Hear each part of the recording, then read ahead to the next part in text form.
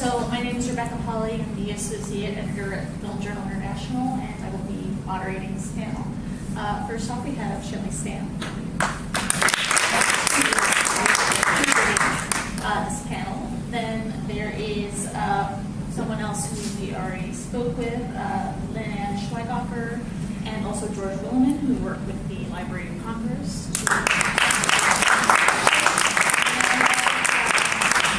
Lorber, last but certainly not.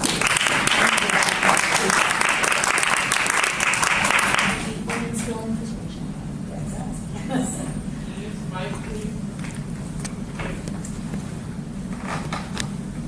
So, thank you all for the work that you've done in putting this set together. It's really great. I've had a chance to look at more of the films, as I know you will, and you've put some really great stuff together. So I know, Shelley, you mentioned the fact that these early days in Hollywood were actually very conducive to women filmmakers. Not to start on a depressing note, but what happened that that these filmmakers that we don't know about them? It's a really important question. What happened, and why don't we know about it? And they're kind of related answers. I am a firm believer in the theory put forward by one of my film historian colleagues, Karen Ward-Mahar, who argues very persuasively that what happened is that in the early 20s, the big Hollywood studios were consolidating power, and one of the ways they consolidated power was to buy up theater chains to control the exhibition market, right? And that shut out a lot of independent production companies in the early 20s, many of which were run by women, by African Americans, by other people of color. So it really kind of narrowed down the market. That's what starts to happen, right? So women like Alice Guy Blaché and Lois Weber and Nell Shipman, who own their own production companies, those production companies collapsed in 1921, 22, all around the same time. Mahar argues that in order to finance this theater acquisition scheme to consolidate power, the studios borrowed a lot of money and bought into a kind of Wall Street corporate culture that was very new. And so it wasn't just that independently owned production companies owned by women, were shut out. It was that the studios began not to respect the women that worked for them. They began to forget very quickly that they had a long history of working with women, female filmmakers and female screenwriters. So it was kind of a two-step process. First kind of shutting women out of the industry, and then very quickly forgetting about them. By the late 20s, the first histories of Hollywood are being written, and women are only featured as stars. In 10 years after there have been many women, prominent women working as directors in Hollywood. They're virtually forgotten. One of the films that I really like in the series is Motherhood by Lita Lawrence, which is thought to be the first feature film directed by an African American woman filmmaker, which is a huge deal. We weren't able to confirm that this was black. We tried very hard to confirm this. We looked at 1925. Yeah, 1925. And we weren't. So we're not 100% sure that she was black. We went to other historians. We looked at census records. We looked at trade journals, and we weren't able to confirm for sure. But like the fact that we cannot confirm who the first African American woman was who directed a feature film. Lynn, you were saying we don't even have a picture of this woman. How come we know so little about these filmmakers, and how much is there still to be found out about them, even this late in the game? Do you guys want to? Well, we got a little bit about where motherhood came from. This is kind of interesting. So, motherhood. A few years ago, we received a collection out of Culpeper from a collector named Al Detlef, actually from his family. Al Detlef was best known amongst the film collecting circles as the owner of the only print of Edison's Frankenstein, which he held over everybody's head. Al came to a very sad end, which I won't get into. 1962. Look it up. And so we bought his collection from his daughter and son-in-law. And as we were going through it, yeah, we had Frankenstein, that was great. But he had the most amazing collection of rarities you probably didn't know about, because he kind of got into the horror thing. And we got this big metal box. We still have it, big square metal box that comes in. And we opened it up and it had full reels. And in the lid is this big ad that says, "Motherhood, life's greatest Miracle. yeah." And it was a piece of stationery that was like, what the heck is this? So we started going through it. It's a beautiful print, and we actually were a machine. We were actually able to watch Nitrate on it. It was in really good condition. It's like a lovely cool film. So we kind of did some research, and yeah, we, again, like everybody else, found very little. Although, and this is one of the popular things, I know I read something about her being African American, but I didn't say anything. So I don't know where it was. I know, I believe I read something that she was also a poet. And she was a published poet. But no, we never found any pictures of it. And that's right. The one thing we did find about this film is it got into a lot of trouble with the New York State Board of Censors, because a part of the film, and there was an article about this, she went to great pains to film a live childbirth for the film that didn't hide anything. And when they presented to the censors, they said, "Oh, no, you're not." And it's not in the film. I often wonder, though, if that footage survived and was used in, like, Mom and Pop or some of the later, more exploitive films, because it would have been a really expensive piece of film that she would have wanted to sell to get her money back. It's a fascinating part about that film is that it's kind of a two-part. There's a poor woman having a child and a rich woman having a child, and the rich woman doesn't want to have a kid, and at one point she tries to have an abortion, or she tries to ask her doctor, like, can you get me an abortion? And in Lois Weber's film, too, Where Are My Children, is about abortion and birth control. A lot of these women in these early days made films about these subjects that, I mean, you wouldn't even have seen them really covered it with that much frankness recently. I mean, I think that's part of the lessons here. That so Where Are My Children, 1916, a film written and directed by a woman about abortion and birth control, is Universal's top moneymaker that year. And we cannot imagine a universe in which Universal would even greenlight a film on abortion and birth control, let alone written and directed by a woman, let alone that it would become their top moneymaker. So, yeah, and the films in this collection, I mean, deal with all kinds of social issues, sexual assault, religious hypocrisy, trafficking, poverty, racism, as we saw. I mean, they're really taking on huge issues of the day. Oh, and I can interject something real quick. This just happened last week. One thing, and just a plug for us, okay? We do live concerts every couple months, and we have a continuing partnership with the performer Marty Stewart, who knows everybody in country music, and he brought out this songwriter Jimmy Webb to do a concert at a place. And I was walking into the office to ask our curator a question, and there was Marty Stewart just sitting there. And Rob Stone, our curator, he went, "Marty, this is the guy that worked on that film you like." And I was like, "What film?" He said, "Where Are My Children?" And Marty Stewart had seen it on TCM on the bus. Oh, wow. Yeah. And he said, "You did that? That was great. That was amazing." And he stood up and he gave me this big hug. "Thank you for doing that." I was like, "Oh, man." You know, so it just shows that here's this film, 100 years old, Yeah. by someone who doesn't even admit it. Said, "I didn't get silent films until I saw this." You know, but he saw it and it touched it. There's this really great moment in Where Are My Children where you see an all-male jury deliberating about birth control, and the title card says, "An all-male jury makes decisions about..." Even though you saw it, the title card still said. Yeah, and it's like, this isn't relevant today at all. Yeah. So speaking of hypocrisy, religious hypocrisy, the film hypocrisy, that is a Lois River film that I know you were very excited about. That's one of the films where I think a lot of the ones that you've worked on, they look better than they did at the time. Like, Well, then we hope they do. Well, there's this one shot in Democracy where it's a close of someone, hypocrites, sorry. It is about hypocrisy. It's about Yeah. hypocrisy. Yes. There's a shot, a close-up of someone's eye, and you can see the cameraman. Yes, yeah, look for that. When you see hypocrites, it's a close-up of an eye, one of the characters. If you look closely, you will see the cameraman cranking away. And since we saw it so many times, if you look really close, way in the background to the left, there's a man standing like this. And we're pretty sure that's Philip Smalley or Mr. Right. Louis Weber.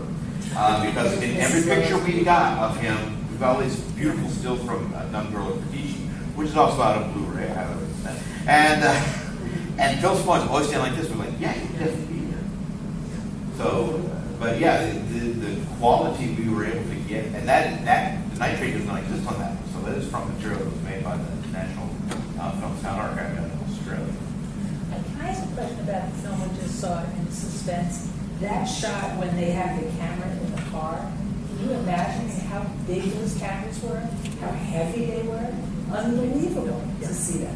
The Jurassic Park scene, objects in mirror closer. Well, Barbara, I want to ask you, and if there's anyone else can answer. Over the years, as Hollywood has kind of written its own mythology, the classic film canon has kind of calcified. For instance, you have Jamil. It feels like everybody kind of knows what are the quote-unquote important films to watch. Why is it important that we seek out these films by As importantly, directors? preserve them. Is it when we preserve it and make them accessible to the public? Right.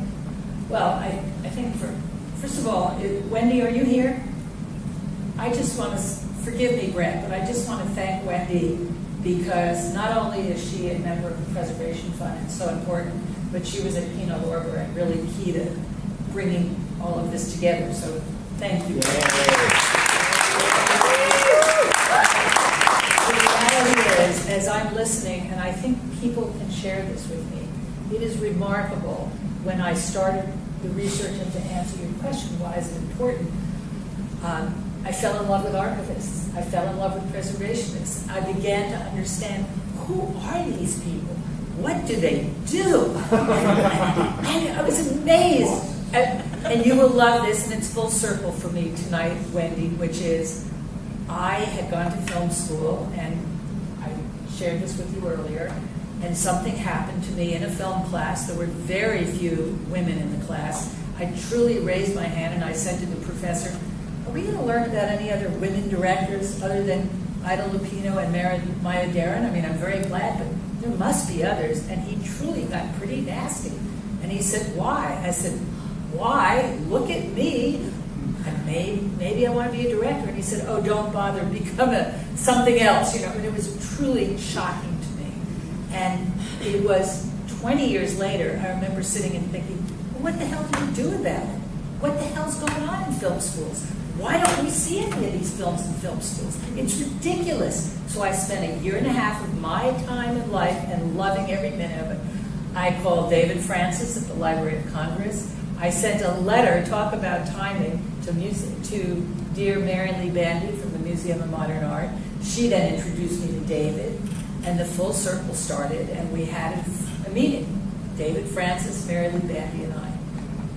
And David Francis was at the Library of Congress. And we started talking about what could we do? How do we find the films? And eventually went to New York Women in Film, did a pitch for them, and they created the Preservation Fund for the very reason that we knew we were not learning about any of these women, let alone now that you do have this canon of work that's coming out. It's remarkable. But I truly love meeting the archivists, I just have to say. And I want to know why I didn't have a film professor like you. That's like, where were you? Well, I know that, I know that Lynanne would talk about this. I went to film school too. And how many times we watch these films and go, why did we never, I never heard about these. We had even Lois Weber. That was a brilliant film, Suspense. And now Kino Lorber's doing it. It's getting out to the schools now. One thing I noticed too is that these films have existed in collections, and at the library there was a lot of going through nitrate material and copying it to safety.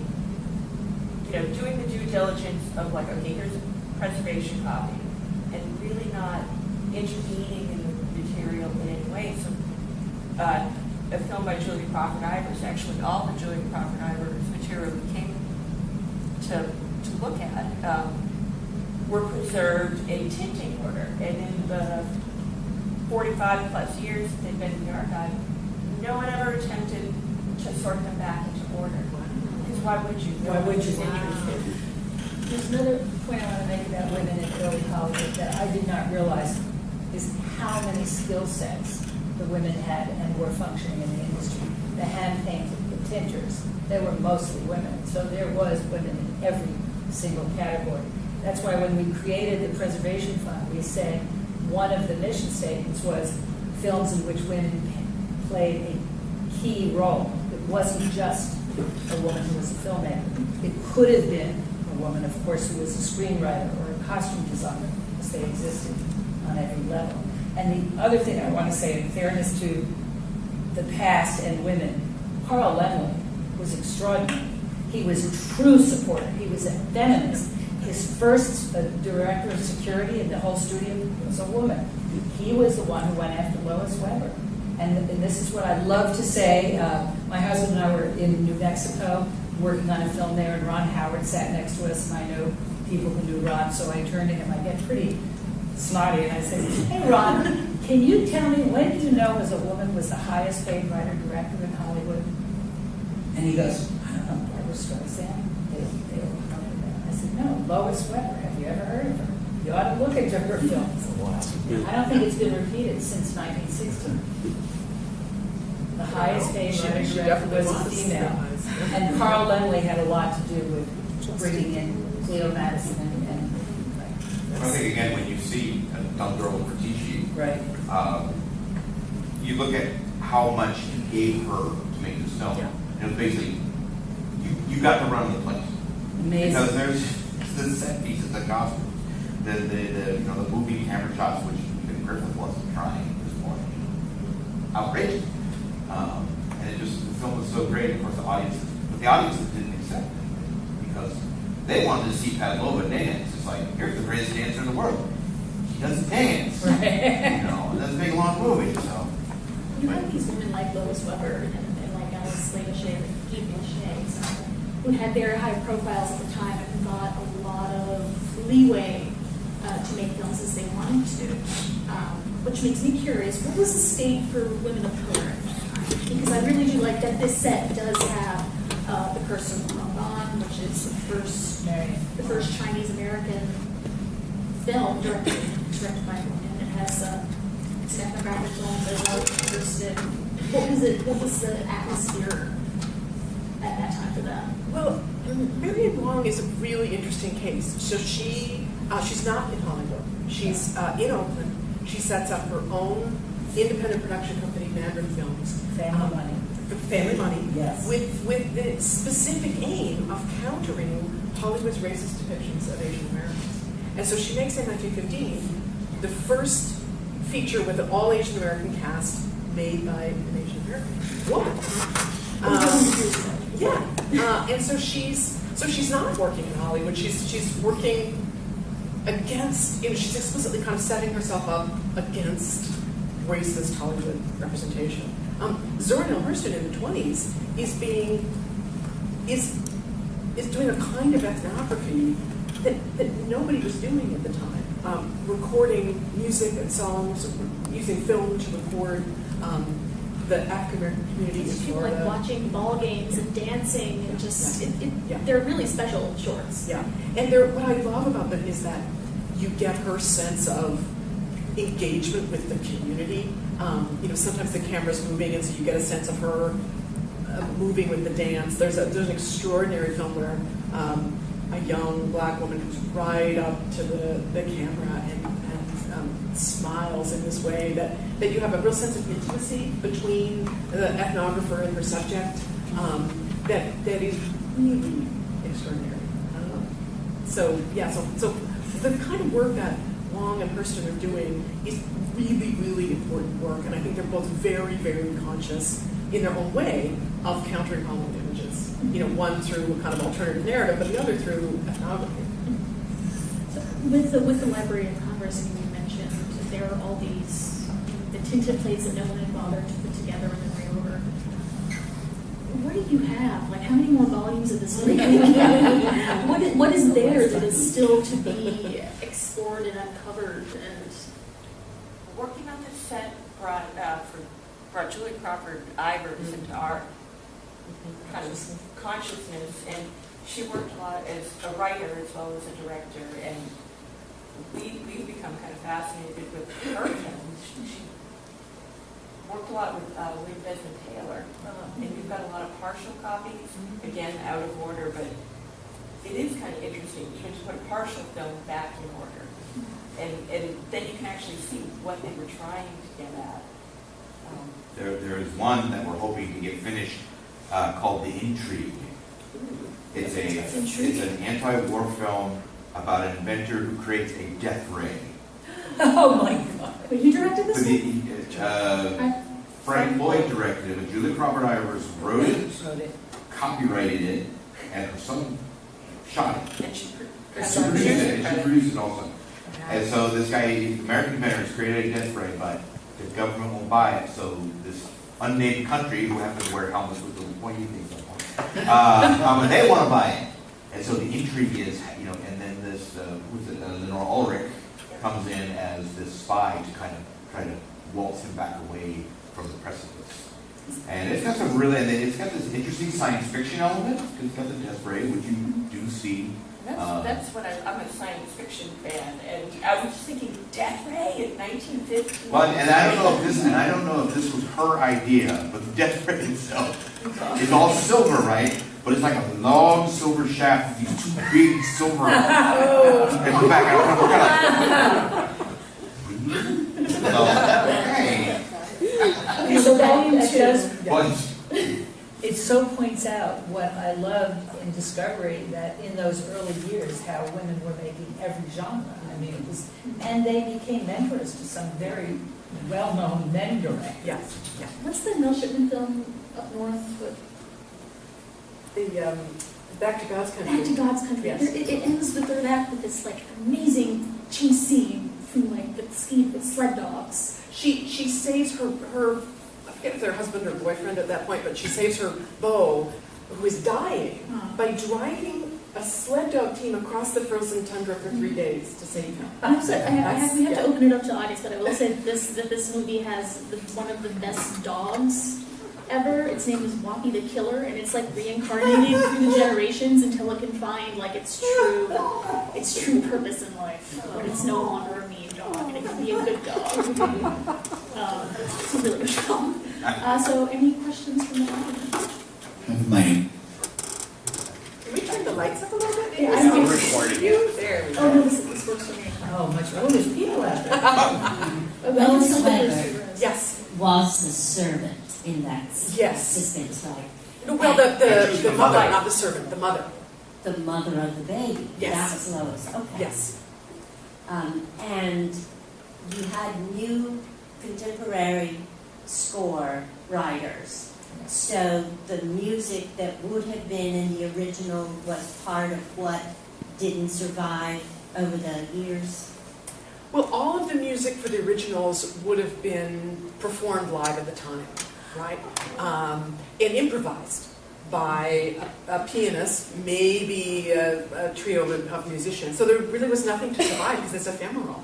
And what I love about the scores that Brett commissioned for the set is that they're all different. Some of them, like the score that you heard for When Little Lindy Sang, is fairly authentic to what might have been done at the time. Someone on a piano, playing the song that we see the music for on screen. The score that Skylar Nan did for Suspense is really different because it's orchestral, but it's fabulous. And then there's a really avant-garde score for Salome, one of Rebecca's favorites. Salome is ridiculous. Salome is like high camp, but just nuts. And so it deserves, it's got an avant-garde score, as it deserves, right? It's an avant-garde film. So the range of music that's on this set is amazing. And as somebody who teaches silent film regularly, that makes all the difference. It makes all the difference. It brings the films alive. It makes it makes all the difference. I think this is the first time I saw Little Lindy with sound, or with music. Yeah. With music. We've watched it and watched it and Yeah. watched it Mhm. silent while we were. Yeah. How different was it for you? Hey. It still got me. It gets me every time. Yeah. The tears. She's so, I mean, she's so wonderful. Ernestine Jones is Unbelievable. And I couldn't What find happened to any her? other. I was hoping that there might be other films that she's in. I found no record of other Never. films. That's not to say that We she's found not a- something that she may have gone into, like, music entertainment Oh. later on, Oh. not vaudeville, but. Yeah. Can you share something about her life? Like, so is that, do we think is that information out there? Is there stuff to be found about? Because you didn't know. I mean, ask that last scene, you were talking about the color. So you discovered that you felt it was that originally, and that's why you worked so hard to bring it back. And can you tell the audience how that happens? How does it get read? Oh, it's tinting. They would probably taken all the fire shots out, and they would have been on a separate roll, and they would run through a special dye bath. And when they were done, they'd have imbibed with a red tint, and then they would possibly reassemble the prints Amazing. with the pieces in there. But since it had been under the ice for all those years, and when they pulled it out, it got damp. The dye just washed right off. You saw a little bit at there. You noticed one of the shots when they're coming out of school. You see a little bit of pink kind of swirling Right, around. right. And that's what That's It's like literally under the ice. Like, I don't know if you know this story of Dawson City, like a whole bunch of stuff was found literally Well, everyone's buried seen Bill under the Morrison's ice. Oh, Everyone's seen Bill Morrison's So film good. about It's it. so good. so brilliant. Would you fill in this one question in Little Lindy? When she sang, when the fire was happening, that was the provocation for what that set the door open? She broke the, what I see is that she breaks the chaos. The kids all run to the door and they jam the door. And because sometimes you see the teacher uses a sort of a method of getting them to sort of march to get them to march out for recess, march back into place. And when she starts singing, her rhythmic singing gets them to break their chaos and start marching, so they march out. Great. Anyone else? Yes. This is so incredible. Hi, thank you so much for this. It's truly surprising and incredible and really inspiring to see it, and I'm so appreciative to start and excited to see the box set. And because I know so little about this, wondering of what are the intentions moving forward to bring it. I know that now it's going to be released as a box set. I've kind of heard something about maybe Kino bringing it into schools, but yeah, what are the educational intentions to actually bring this to the public? Well, I could say, I mean, there have been some theatrical screenings over the past few months. There were some screenings at BAM in the summer. It's been in Chicago. It was in LA. It's been on TCM the past couple of weeks. November 1st and November 8th, they did big, long programs. So it's circulating in that way. But I can speak as somebody who teaches. I teach silent film regularly. I'm actually teaching my silent film class again in the winter. And I'm already thinking about all the films I can add to the class that I wasn't able to add. And so I'm hoping that my experience as somebody who teaches film at the college level, that's going to be reproduced all over the country and maybe in other countries as well, that people are really going to be able to expand their curriculum and that a whole generation, the students I teach are primarily people that want to work in the film industry, that they'll have a different view of film history. And that my female students in particular will see what was possible 100 years ago. One of the other hats I wear in the library is that I coordinate the film loan program. And so a lot of people have known that some or most of this material has existed, and a lot of it in older prints. So we've seen an increased interest in people asking for these titles.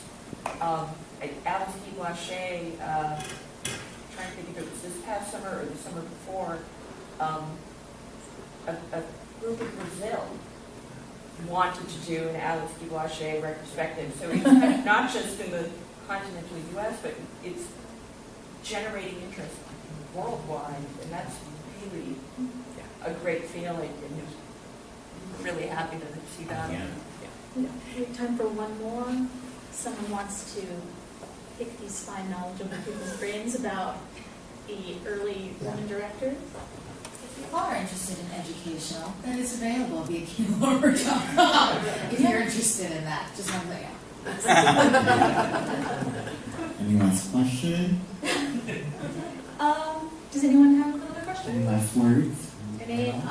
See the set, like what Shelley talked about briefly in her introduction. There is such a wide breadth of genre represented.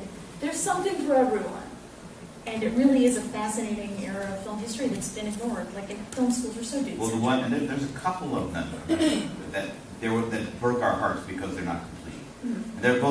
They're Lois Weber's. The one is Sunshine Molly. Scandalmongers and Sunshine Sally. Scandalmongers is great because in Scandalmongers she uses this characterization of Scandal as this kind of furry monster, this big furry monster with big teeth and big eyes, just kind of comes up and it's this amazing gritty story about how Scandal destroys people's lives. And in Sunshine Sally, she works at an oil rigging camp and her husband is this rough, tough guy. And the part that's missing just broke our hearts because in the trades we read about they had this huge oil well explosion that blinds one of the main characters, and we got up to that point in the film and the deterioration was make his last 100 Do any notes exist from that, or anything of her scenario at least? The hero survives, yeah. Right. We know The production stills. Yeah. But it opens with this amazing 360-degree panorama of the Brea oil. It's a phenomenal opening shot that would be spectacular today, that finds the main character, again, played by Weber, Sunshine Molly, in the middle of the field. It's really extraordinary. And the photography is spectacular, like it always is. And one thing I loved about it is a little thing, but at this time there were so many theaters in the United States that could not run multi-reel films. They only had one projector. So they could run a reel and then they'd have to stop and run the next reel. So most of the prints from that time will say, have a beautiful art title that says end of reel one. Mm-hmm. And in Sunshine Molly, she kind of fixes that because each reel is a book. And it starts out, reel 2 starts out, Sunshine Molly, book 2. And the book is open and there's the first title. And then it turns the page and then it goes into the film. And it was just such a, I was like, wow, this is so great. It's really fun. Well, thank you all so much for coming out, and I hope if there is a second volume, maybe we can all throw a couple of There's plenty more.